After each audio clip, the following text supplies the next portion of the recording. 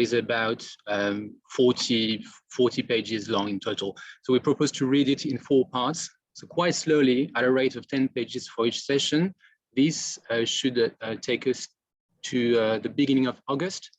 And so the idea is that everyone can read David Graeber firsthand, and even the busiest of you, because 10 pages is about 30 minutes, which doesn't seem excessive in 2 weeks. And so we will discuss that. So as Simon mentioned, and I also mentioned this in my invitation email, we were contemplating the possibility for each of you to offer the group a presentation, which could be 1 minute, 5 minutes, 10 minutes, etc., on a topic of your choice, but still related to the text, obviously. So, for example, it could be you could give a short lecture on Huntington criticism, or a box on Wallerstein and his world system theory, but it could also be a vignette on the use of David Graeber's thesis on the notion of democracy, which we're going to talk about today. These theses they can be applied in practice, on the occasion of an event in which you might have been involved. Perhaps you occupied Taksim Square, or you wore a yellow jacket, and so on. So I use these 2 categories of examples deliberately, because in fact, as we will see, the whole point of There Was Never West is actually to reconcile theory and practice. So we think that this format, this series of short lectures, could be beneficial for 2 reasons. Because first, David Graeber wrote in this text, he wrote this, like in the introduction of Possibility, he says that, a quote, this text is meant to be an attempt to spark the kind of dialogue between scholars and anyone involved in radical social movement, end quote. So that's one of the reasons. And the second reason is that this is what I think democracy is all about, really. You don't have to be a social scientist to offer us a little lecture on a subject that is close to your heart. So, because after all, democracy is the power of those who have no title, no qualification to exercise power. So one limitation of this format is that obviously the problem with that is that you can't really expect people to participate. So there are people who simply don't feel like it, and there's nothing wrong with that. But that doesn't make them passive actors. You can be a very active. You can be a very active listener. That said, I hope that we will still have some proposal from you guys. So by way of introduction, I would like to give some background on the writing and publication of this text.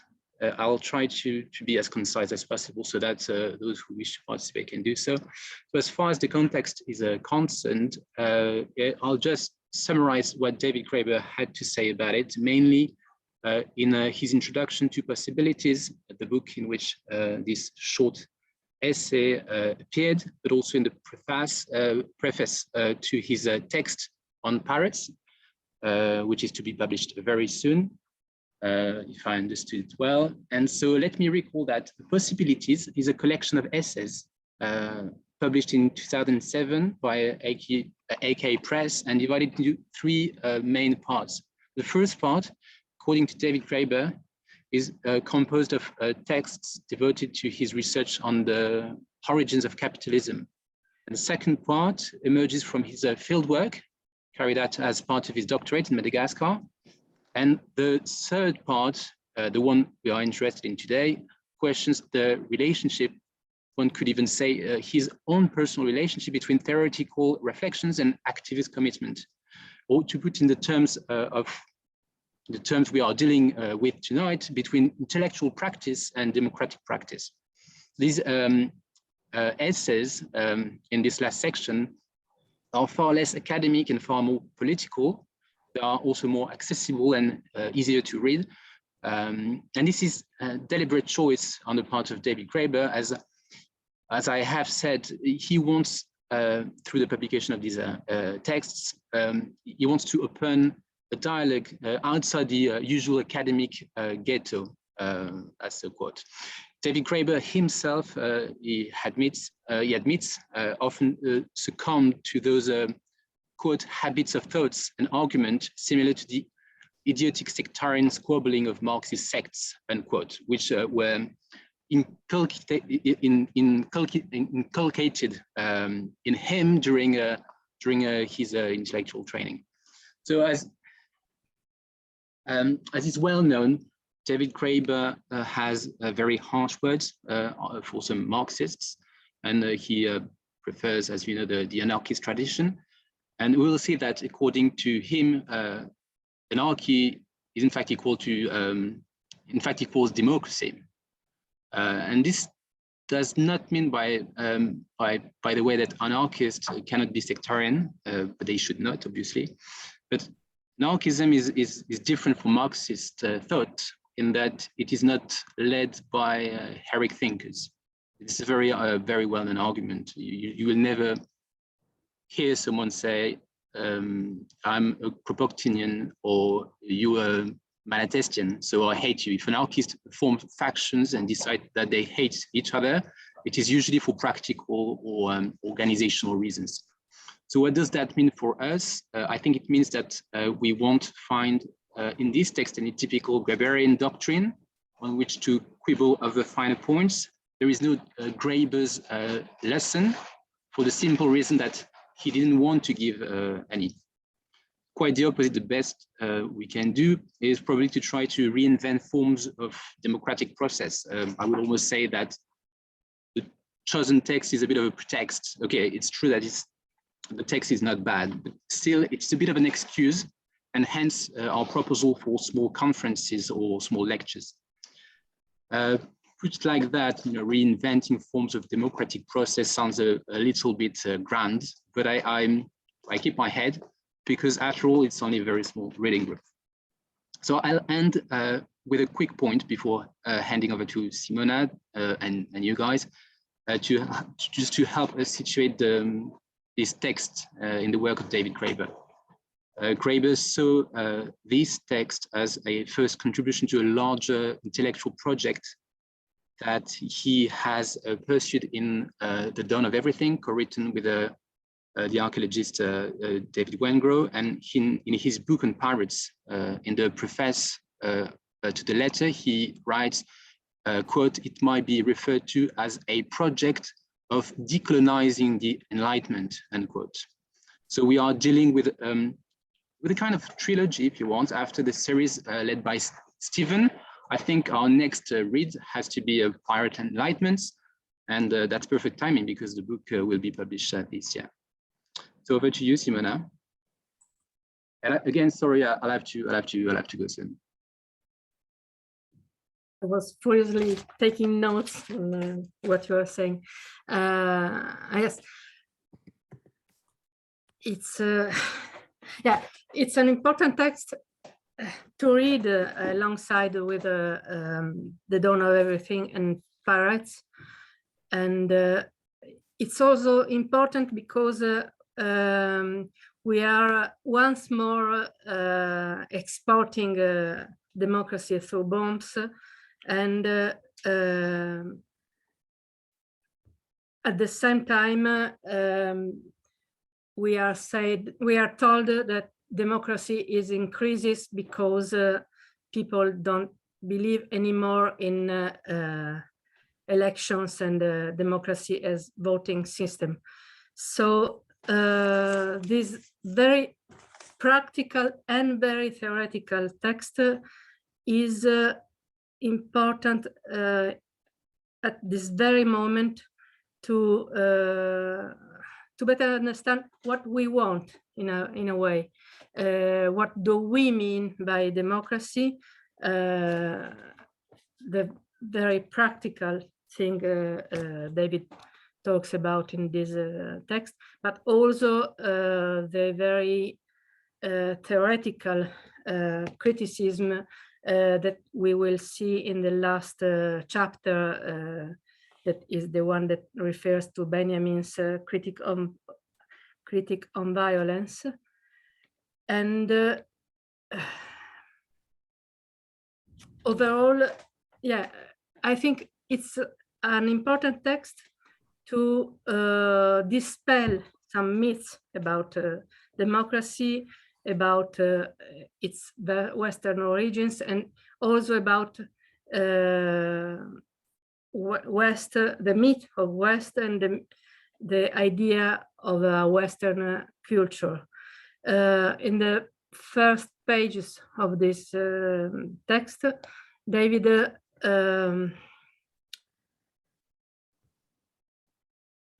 directly attacks this idea that democracy is a word and not a practice that is diffused all over the world, where people decide by themselves, where communities decide by themselves how to organize and how to live together. And he puts this idea, this very practical idea, against the theoretical idea that is supposed to have its roots in Athenian democracy. And it shows how what we call democracy as elections isn't really in the tradition of democracy, and what Western thought meant by the word democracy wasn't a positive thing until the very 19th century. Until that time, democracy was had the same meaning as anarchy. It was very similar in as much it was equal to chaos, to the absence of any order. So that's my reason for suggesting this this text. The thesis David declares to be defending in this text are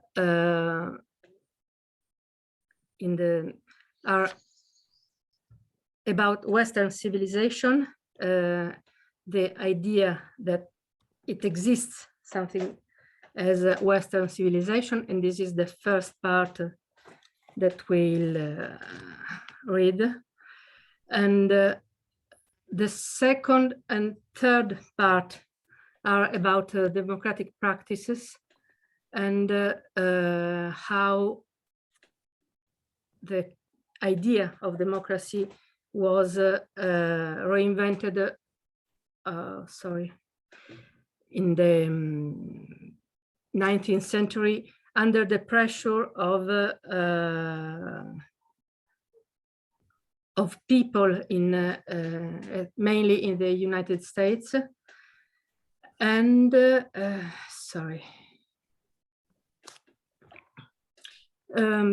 what is most interesting for me is the last parts of the text that are about the contradiction between the inherent contradiction between the idea of a state and the idea of democracy as power from the bottom.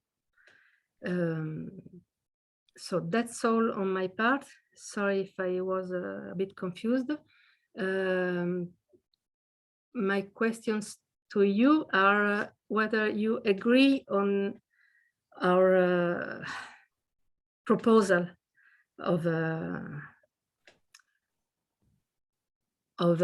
parting the text in 4 parts and to discuss it in a karaoke way.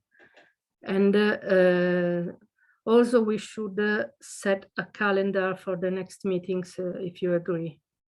As I said at the beginning, my idea for this first meeting was above all to discuss the rules for the next meetings. Avi? Are we still talking about the paper, or are you moving on to that, or to what you just said? Both. Okay. What was I going to say? Oh yeah, I was just going to say two things. One was something about anthropological theory, and another one was a stupid anecdote. Well, which one should I go first? Yeah, the first one that interests me in, I usually don't talk about my own fieldwork, but for those familiar with anthropology, or more broadly actually, the whole idea of the nature-culture divide as this dualism that's implicit to this place called the West, on which kind of the premise of work by people like Descola sits. Basically, there's a whole bunch of Southern European peeps and myself, which is on articulating and doing ethnographies to demonstrate that this whole idea of premising that perspectivism does exist in its own kinds of ways within the continent of Europe as well. But so the whole idea of the West doesn't just hide things elsewhere, it also hides things in your own locality. Interesting things to do with animals in my case, but yeah, I don't know, it's just funny. This whole idea that everyone walks around in their everyday only thinking in a dualistic way, which, I mean, yeah, it's present. So what do I mean by perspectivism? The common one in anthropology is the one they talk about, Amerindian perspectivism. I can give you a summary of that if you want. And then there's also a more, for want of a better word, autochthonous version in Europe through the work of Jose Ortega, Gasset, but that's something else. Perspectivism, normally understood, is the idea of multinaturalism, which is that you do not perceive that there is nature to which the animals belong and to which all of the others, whether they're primitive people, that they belong to that. And in your sort of Rousseau liberal world, you can build a culture and a civilization that rises you above that nature. And if you're taught in the right ways and your nature is led through that culture in the right way, then you become a cultured, civilized person. So you're separate from that nature. I'm still not sure if I agree with them that fascist thinkers are actually dualists, to be honest. I think that they're actually naturalists, but that's a different question. Because they don't really appeal to culture that much until they have to do some policing. But anyway, that's a debatable issue, and I'm probably wrong. I don't know if that helps answer your question, Simona. But it was more to do with the West thing, that even within really cool, interesting anthropological theory, that tends to pivot off a homogeneous idea of what's going on in the West. Anyway, that was that point. Just thought I'd chuck that in there. Anybody wants to jump in? I will. I really appreciate those points, Avi, and you know, I agree with a lot of what you're saying. Not the fascism part, but I'm going to leave that one aside for now because that's a whole other thing. But I want to speak to. I mean, Graeber knew this as the epistemic fallacy that Roy Bhaskar, of course, illustrated, where these transpositions of ontology and epistemology happen because we construct models from an oppositional or binary kind of way. I really like Simona's proposal of doing 10 pages at a time, because this piece, you can really see that it's like a short version of the dawn of everything in many ways, because it brings in so many different things that are important for thinkers and for activists, as Vasily said, that he wrote this in a way so that it, like all of his work, is so approachable. So I certainly endorse the idea and would love to be involved, because I think this is connecting the mode of analysis with the ethics of practice is, really what it comes down to in that Democracy Project book that he wrote, sort of, as an ethnography of just how difficult and time consuming and almost not worth it, Okay, that's all for now.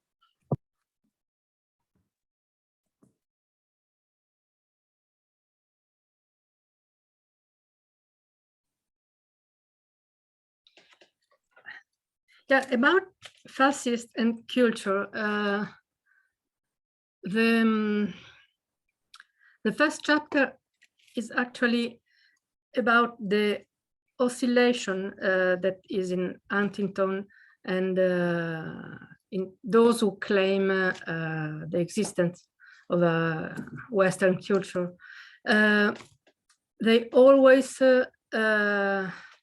treat culture and civilization as if they were the same, and they mix, and this is an ideological move to mix and make confusion between culture and civilization.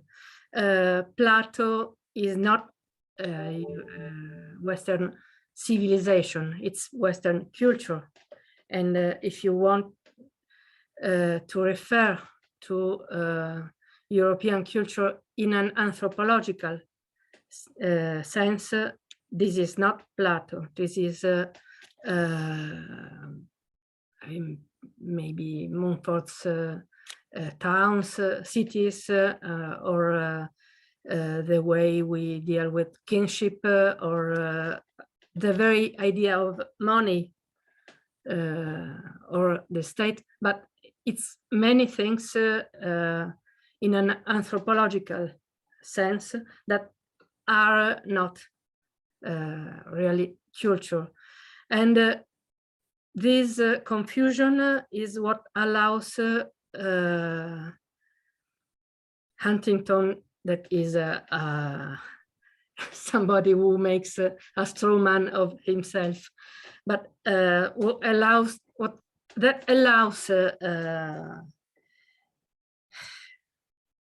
Western writers to pretend that it exists a civilization that is rational and that is equal to culture, in opposition to the others that are noble, savage, that are somewhat inferior and less civilized, even if it's China civilization that is twice older and refined than the European one, or all the other. It's an ideological and strategical move that equals culture, high level culture, to anthropological culture in an anthropological sense. And in so doing, it also equals the same move that is Rousseau's. Civilization is culture, so whatever is not culture is savage and almost animal.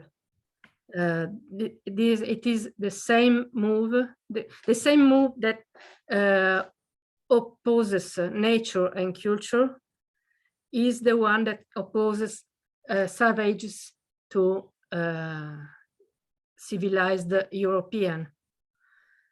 And in the conclusions of The Dawn of Everything, it's going back to fascists. It's interesting to the point about its traditionalists and right-wing thinkers that pointed out the importance of social sciences, that created social sciences, that pointed out the importance of traditions that are not necessarily a right-wing thing. Traditions are culture in the sense that is not high-level Plato and Aristotle's culture.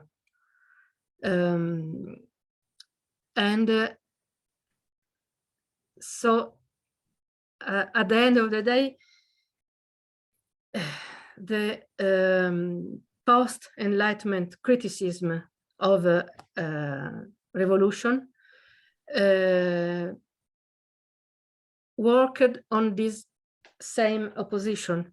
So Enlightenment meant a rationality that forgets the body, the traditions, the society, the connection, human connections that form the society, and as opposed to all those things that are the real essence of democracy at the end of the day.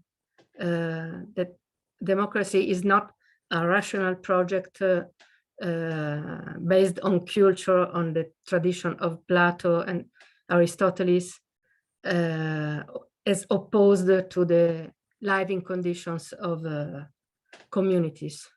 Sorry for being so long. Avi had asked for the floor.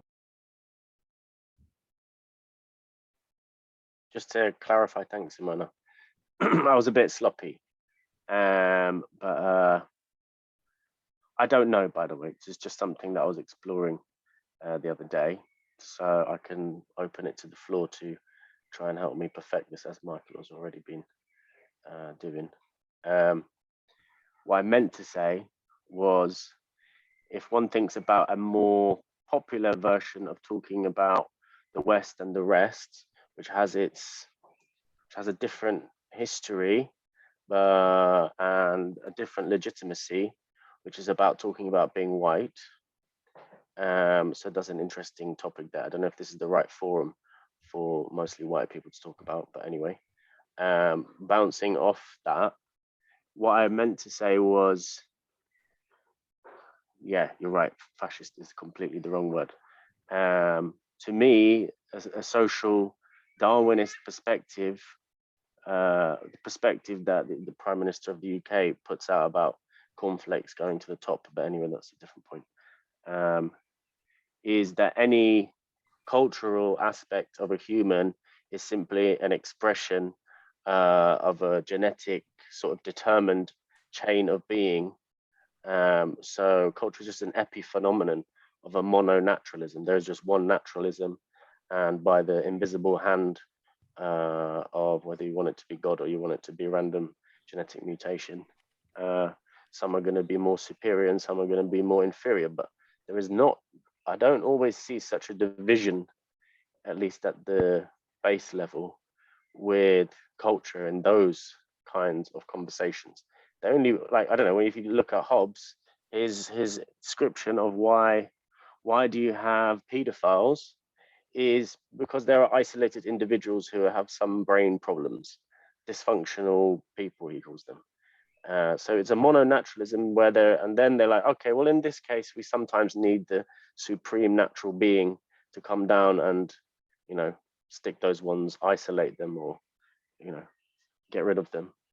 I don't know. That was just a point, something that I was exploring. I'm not sure that there is the same dualism within that strain of thought between nature and culture that there is between the liberal version. But I don't really know how that's relevant to the conversation now. Or I could just be totally wrong, I'm missing something.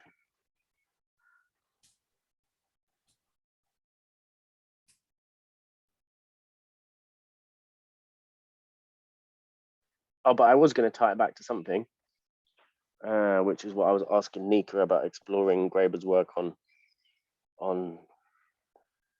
indirect work on or direct work on ecology and biology, is that mono-naturalist perspective creates this idea of how basically it's built on an idea of inheritance. So you've got your land and you've got your property, and then you have a deed, which is basically like the DNA, a summary format object, which writes out the will and how many meters square and all of this shit.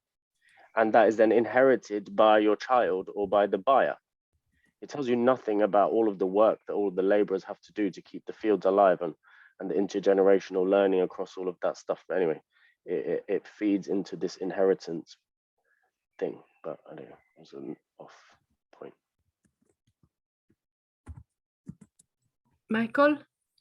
So I can speak to the larger points of the article, because I think those are more important, but just on the nature culture thing, when someone describes like what you're calling kind of mono-naturalism, they're basically taking the world out there, nature, and describing it in their terms. And what many people would say, well, that's a bit of a cultural description of nature. They're kind of hiding their own ideas of nature. You particularly see that in, you know, when somebody says nature, tooth and claw, and the claim is, you see these like late night TV documentaries with carnivores eating other lambs and stuff. This is nature. Nature is cruel. It eats people. And then that feeds into claiming we are nature and this is where our humans come from. So it's a very kind of cultural kind of perspective that, the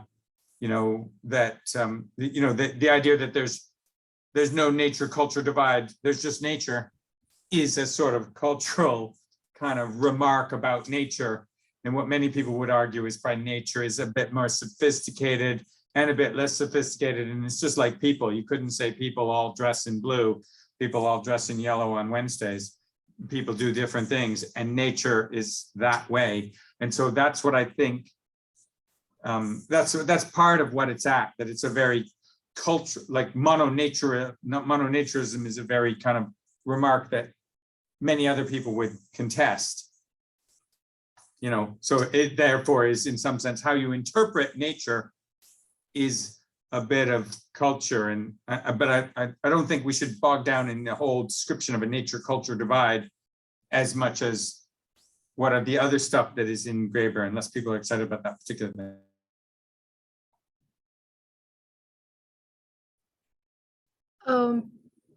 Ellen Judd, in one of our reading groups, said that she noticed the continuous dialogue between David and Marshall Chalins. And I would be interested in knowing what she thinks about. I'm just reading The Western Illusion of Human Nature. Can you see it? And this is exactly about this opposition. And Chalins says, time and again, for more than 2 millennia, the people we call Western have been haunted by the specter of their own inner being, an apparition of human nature so avaricious and contentious that unless it is somehow governed, it will reduce society to anarchy. Beyond politics, this is a totalized metaphysics of order. I claim it is a specifically Western metaphysics, for it supposes an opposition between nature and culture that is distinctive of our own folklore and contrastive to the many peoples who consider that beasts are basically human rather than humans basically beasts. Those peoples could know no primordial animal nature, let alone one that must be overcome. We too are animal creatures of culture, endowed with the biology of our symbology. The idea that we are involuntary servants of our animal disposition is an illusion, also originating in the culture.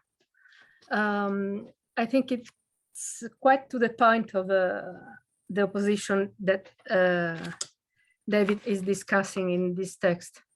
And yeah, I pass it to you, Ellen. Okay, thank you for raising all of that. I think it's very interesting, the discussion we're having about culture. I'd welcome knowing the exact reference for what you just read, so that I could follow it up. I understand a lot of what Salin said is just to be a very passionate defense of cultures that seem different from the culture of whoever is writing or the people involved in the discussion. So he's trying to do a great defense of cultural specificity and human creativity, and trying to refuse those tendencies that sometimes come up in anthropology and in popular culture, where culture is almost becoming racist and used to deny the cultural specificity of people who seem different, and to call that nature. Now, I'm not certain that that's all I think there may be much more in the passage you just read that I may be missing, so I'd like to return to that sometime. If I could just add very briefly, and I thought it was starting an hour earlier, so I have something else booked at the top of the hour, so I may have to run. But what leapt out at me, I think, in these pages where he was talking about culture was, I think, the way David Graeber is opening the door to all kinds of things that sometimes get missed when we're talking about things like states.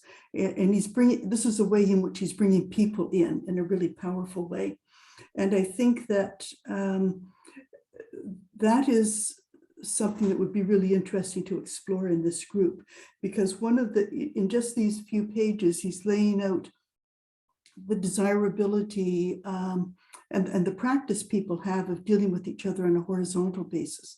But when you look at, everyday life, we deal with non-horizontal relationships all the time.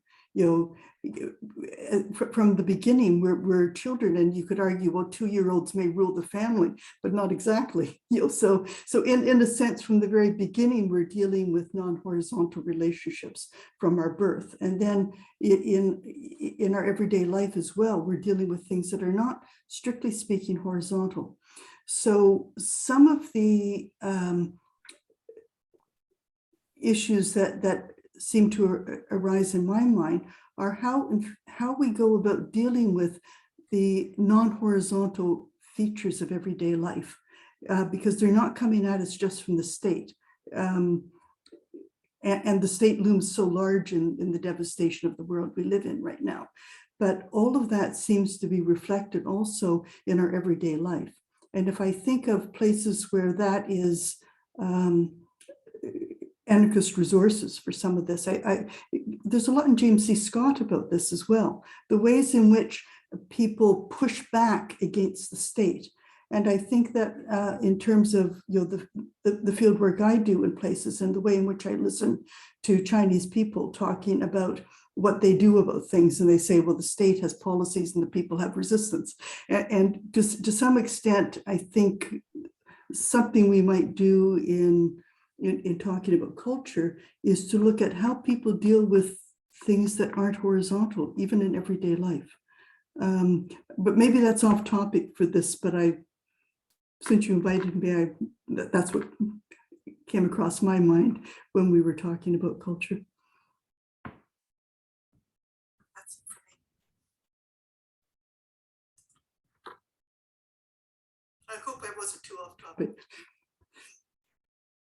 You weren't at all.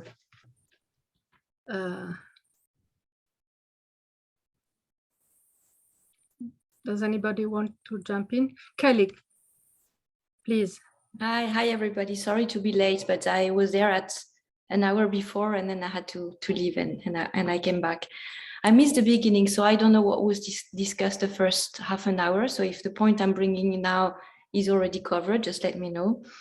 What I find interesting is really at the end of the text, because there is, of course, a lot of discussion about culture, civilization. I mean, a lot of concept and theory and all this, but at the end, he's a bit ironic when he says, well, I chose to talk about Huntington. I could have chosen another one. Maybe it's because he was the easiest. But then he also says, but why I'm bothering to spend so much time about him is that because what he says is so clumsy, his arguments brings out the incoherence in assumptions that are shared by almost everyone.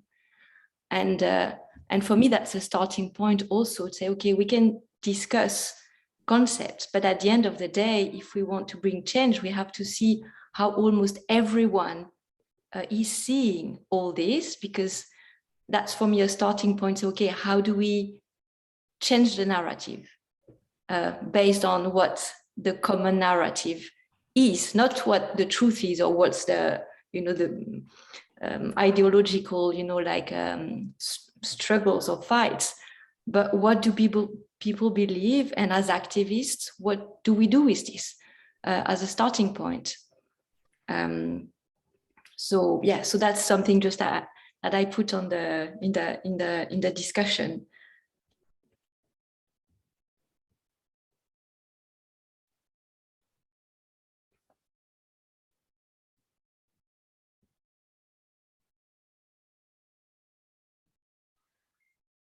I've got an example, but I'm aware I talked quite a lot, so I will be quiet unless.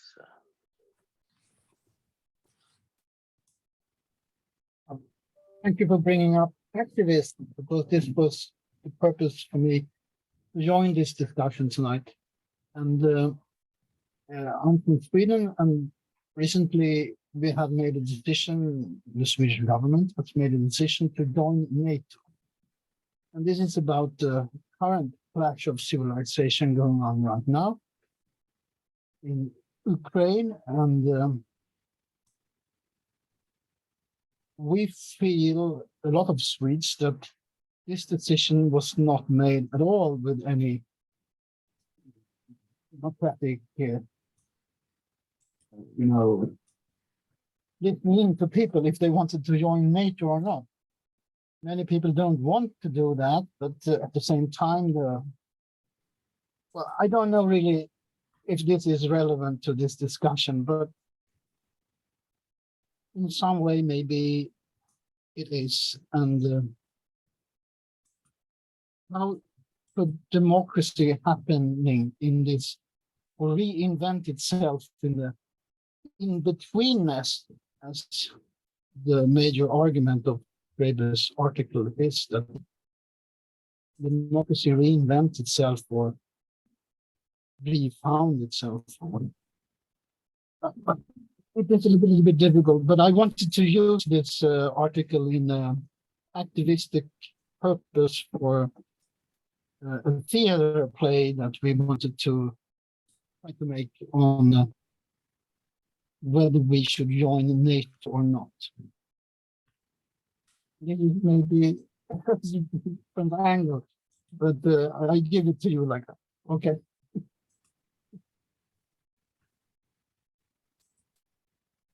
Any comments are welcome.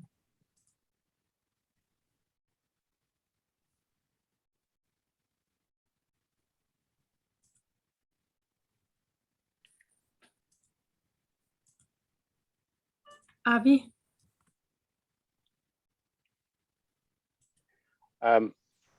What? Sorry, I don't know how to pronounce your name. Is it Per?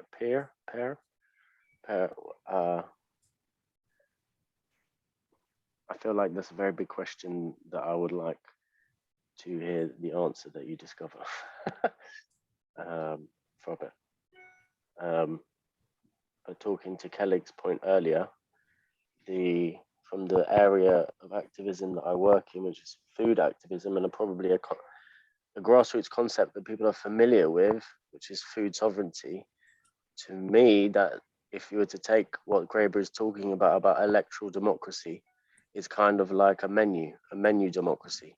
So all you get to eat is what you get when you see on the menu, and you get to eat hamburgers for 4 years until you elect having a pizza the next year, the next 4 years.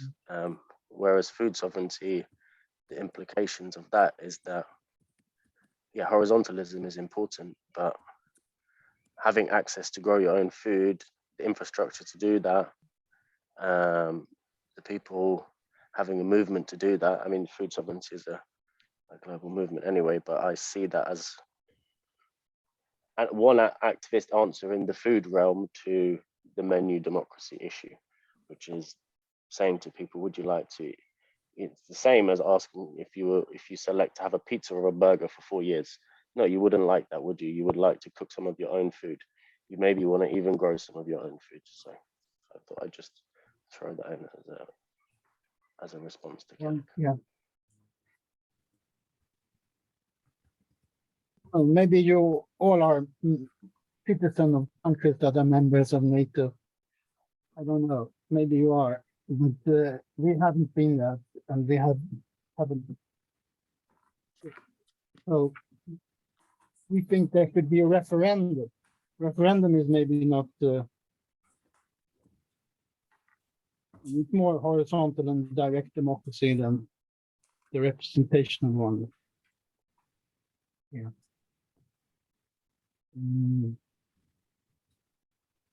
Well,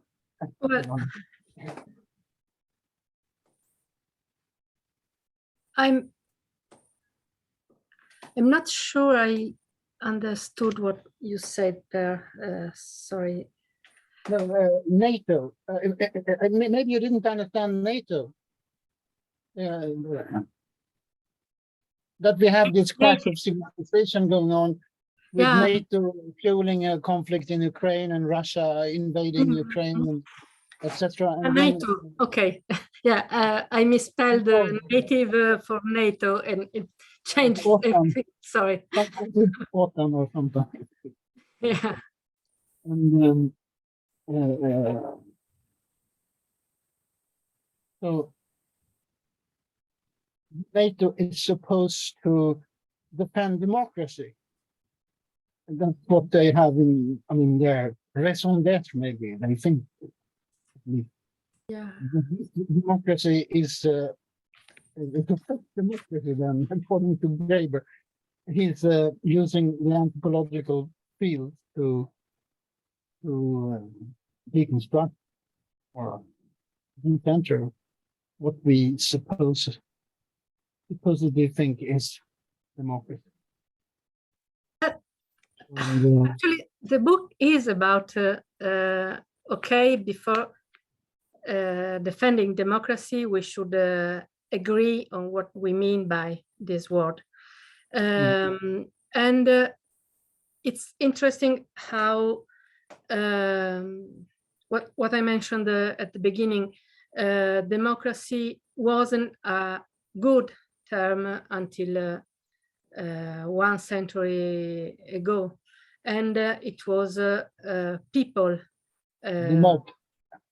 It is, as David says, a morally loaded term, and it's positive because people pushed for it to be positive, and those in power were in a way compelled to assume this word, and in so doing they also emptied it of its value and meaning. They transformed democracy, what is called democracy, in referenda, at the best, in best scenario, and in an electoral system. David says only quite recently has democracy has become identified with a system in which the citizens of a state elect representatives to exercise state power in their name.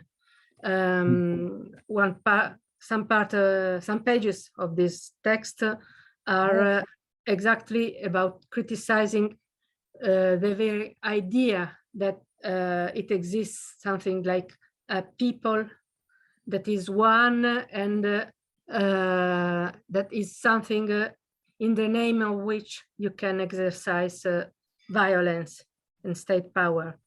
The text is about a notion of democracy that is equal to anarchism, and is about defending the fact rather than the idea, the practical fact that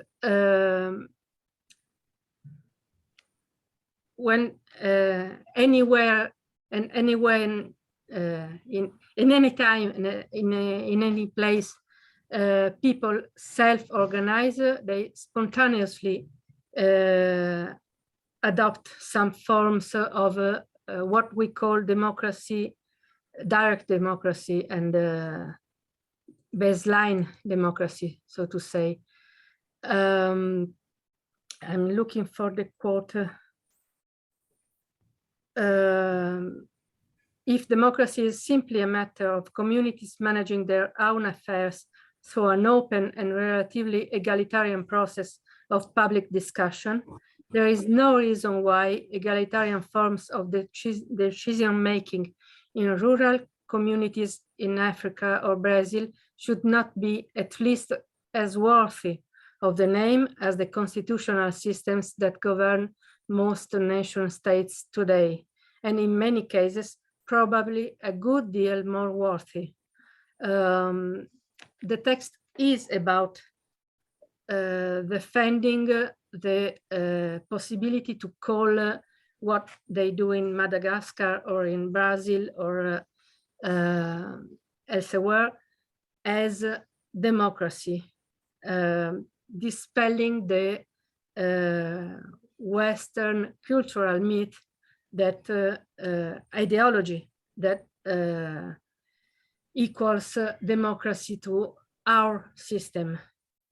Actually, our electoral system is less worth of the name of democracy than some conciliarist or some conciliarist ways or consensus decision-making structures that are have been experienced by in Madagascar, as David witnessed, but also in United States, out of the American Indian tradition. I don't know if I was. It's perfectly okay. I read the text. I mean, I follow you perfectly. I understand. There was another take on that also, that there was democracy reinvents itself in betweenness, and there is some kind of pressure, and people find each other outside of any cultural entities, and they have to self-organize, and like on the pirate ship, and there are people coming from everywhere in a rather stressful situation, I believe. I mean, they are renegades of different cultural entities or states, or it's in this in-betweenness that democracy can reinvent itself. I thought that was a very interesting point. I don't know if it was in the first 10 pages, but somewhere it was. And trying to do a theater work on in opposition to joining NATO, it demands some kind of democratic work, with the people that want to involve themselves in that. And so this is a possibility for grassroots democratic involvement in deciding the future of Sweden. So, some thoughts that it's a little bit difficult to relate this text exactly to what I'm doing as an activist, but I thought there were some points that were related, so that's why I'm throwing in those pieces in the discussion. If I hear you correctly, Per, just from talking to another friend in Sweden, are you expressing the frustration of being of the supposed national will of the Swedish people is to join NATO, and whatever that magical national will is annoying to someone who is Swedish who does not align with this imaginary national will that may or may not express itself through some sort of voting or polling.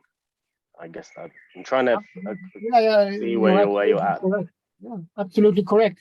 I mean, even the parties that makes up our parliament were against NATO to 70% when they were elected as our representatives. But then they changed their mind. So it's a kind of coup that the representatives are elected on another program than they now want to pursue.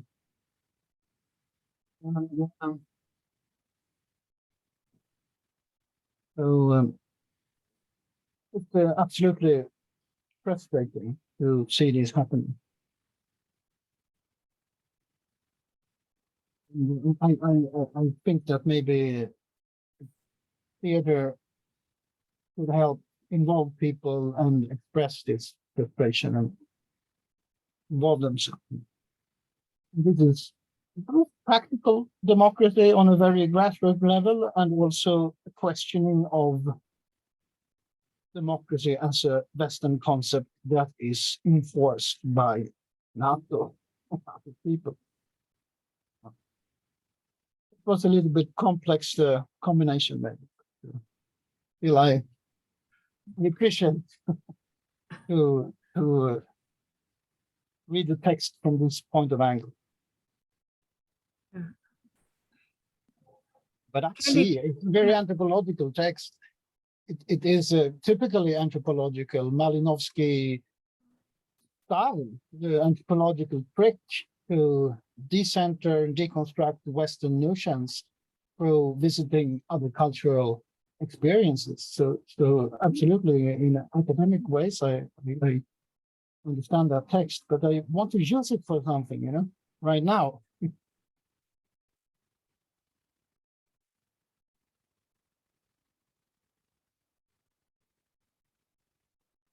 Kelly, you asked for the floor. Yes, thank you. I think, I mean, there were many points based on what you said. One, which is this idea of government now by crisis, and I think this is a big issue now that we have within our democracies, is that we have some kind of a system, but then there are always crises that makes that our representative just take whatever direction they want, and they justify it by the crisis. So that's one point. But then another one, what you said about democracy as a Western concept enforced by NATO. I mean, this is something that we've started to discuss also in our project, This Is Not a Pirate, looking at these concepts, but from where they come, because obviously we agree that they are not Western concepts. And I think it's very important to try to trace it back to who practiced it first and who inspired this practice that then developed into values, concepts, etc. Because then we know where to turn to see how it should be enforced.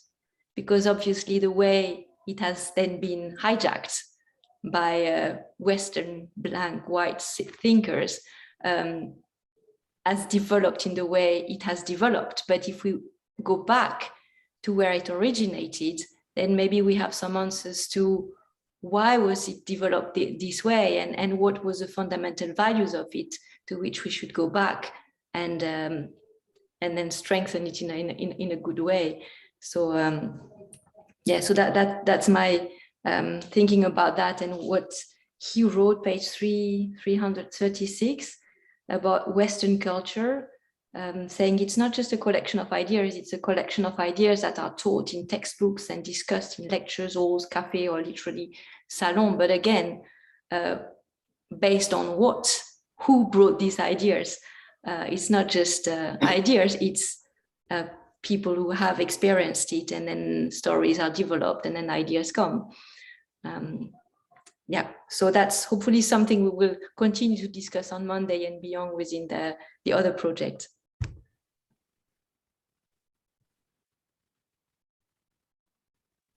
Nika? Yeah, thank you. I just want to remind that we already passed the hour. And I also want to say to Simona and Vasily that it's a really great proposal. So the way to structure the reading group, keep it small and make everybody participate, that's the perfect framework for particularly that text, as every other text of David, probably. Yeah, so it's also thank you for organizing it so well. It was really like enlightenment this hour.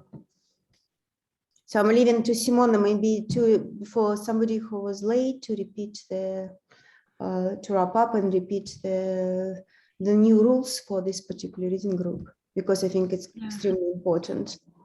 Yeah, we want this to be a real reading group, so to have everybody reading the text before discussing it, and to participate. So we suggest that everybody tries to prepare a short comment or speech about the text, and we suggest to split it in parts of around 10 pages. Vasily's proposal is I'll put it in the chat, and then I'll share it in the mailing list.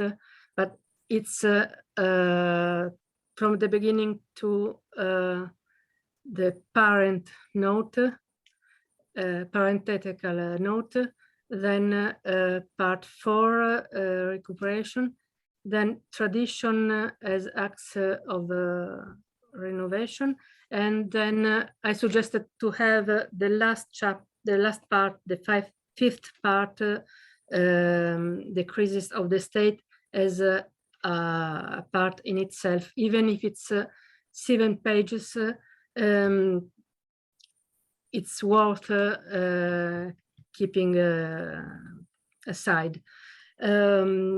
We can do anything with it's blocks of approximately 7 to 10 pages, so everybody can find half an hour to read them in the 2 weeks between one meeting and the other.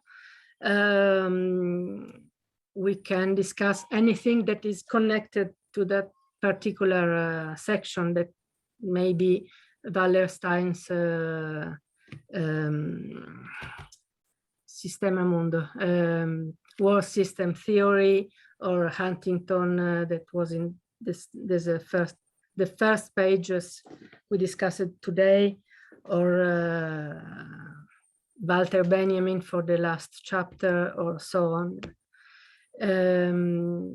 So to wrap up, we suggest to have one meeting every 2 weeks, or every fortnight, 2 weeks, 10 pages at a time.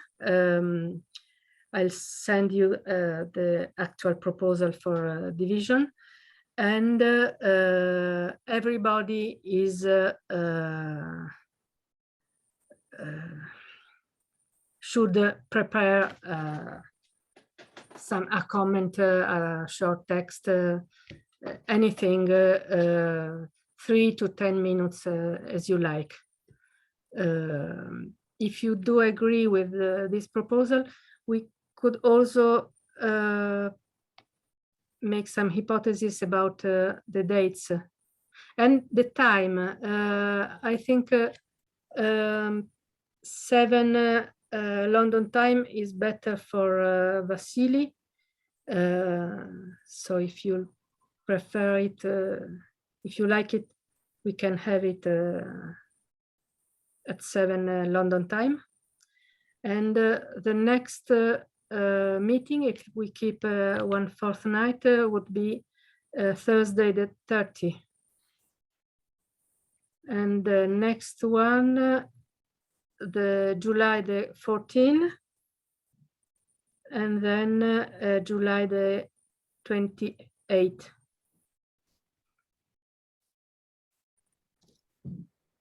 Amazing, Simona. I just wanted to notice that we start Museum of Care with no rules, and slowly we're coming with more and more rules. Now it's registration, everybody have to turn on video, and I love these proposals that everybody who is joining have to contribute.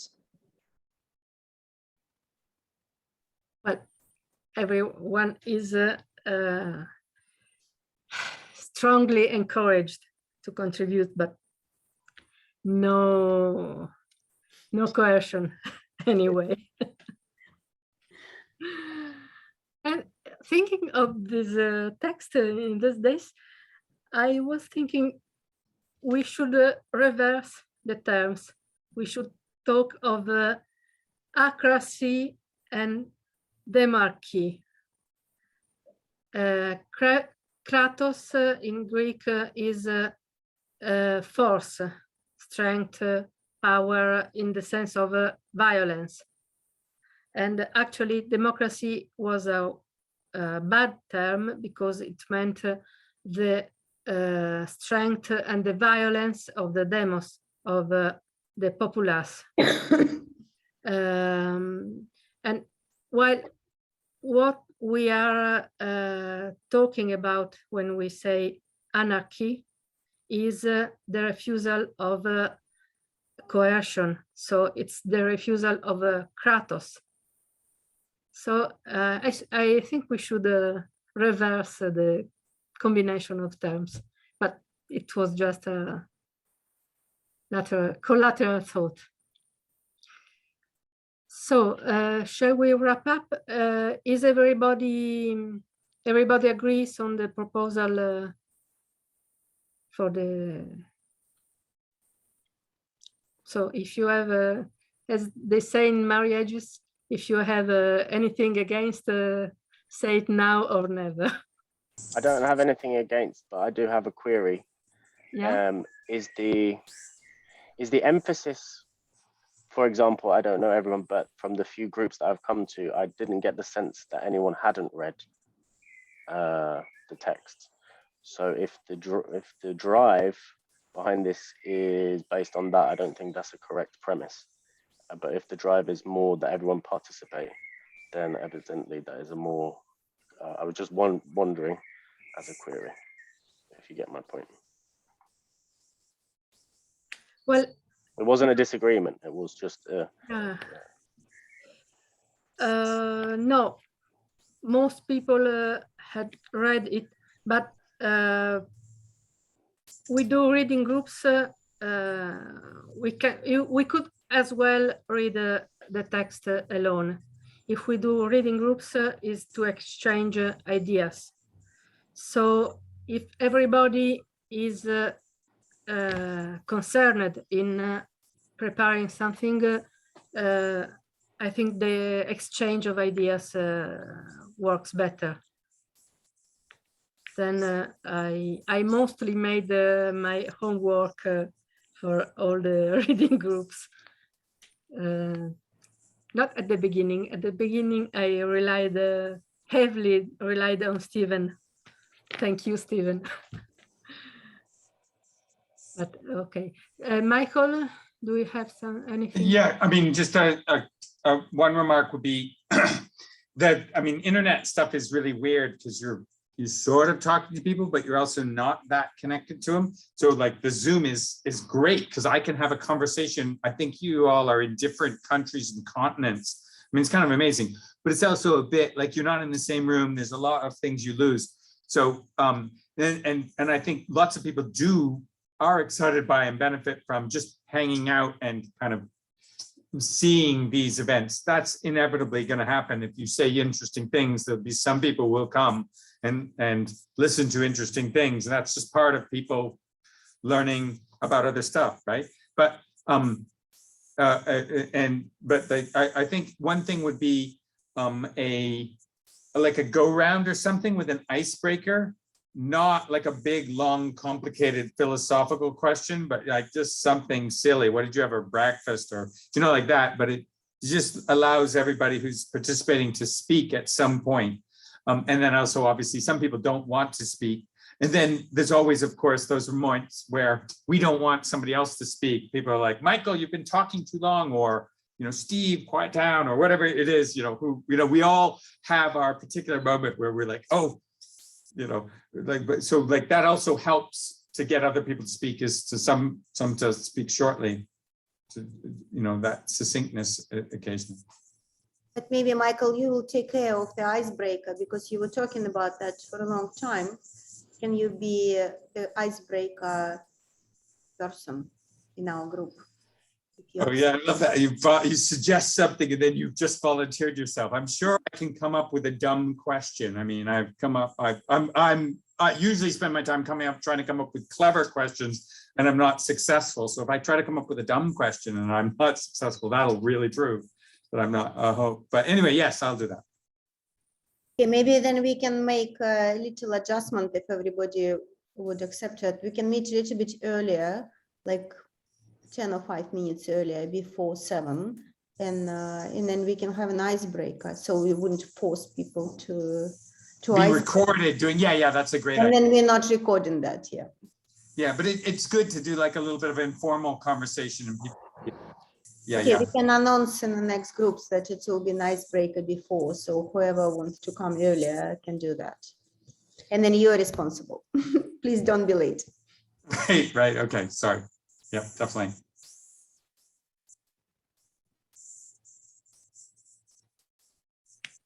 So thank you, everybody. Avi, you raised your hand. It's okay. I send it to you in a message. It was just a tip for participation from teaching on Zoom, but I'll send it to you. As in, don't always wait for people to put their hands up. If you're chair, you can ask, oh, hi, Michael, was there anything you want to offer? Hi, Kelly, is there anything you want to offer? Because people are shy, so calling out can be, and if the person is busy, then they won't respond, so it's fine. I do that with my students too, but like, do remember that it can destroy your relationship with them. They'll be like, don't ask me a question. Yeah, anyway, but like, yeah.